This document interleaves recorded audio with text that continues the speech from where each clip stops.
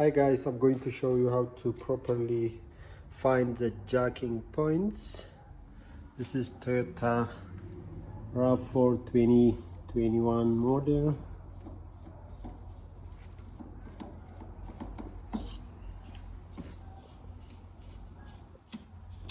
So this is my jack. You can see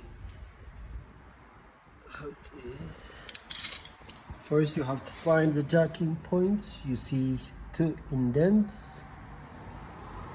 So it's similar whether it is in the front or at the back. Currently this is at the back, and try to lower your jack first before you put in, and then I'm going to lower higher up.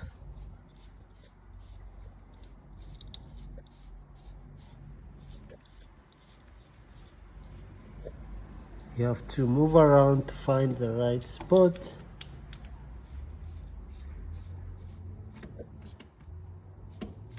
Looks it's okay now. Right spot. And then finally you just have to higher it up. Thanks for watching. Have a good day.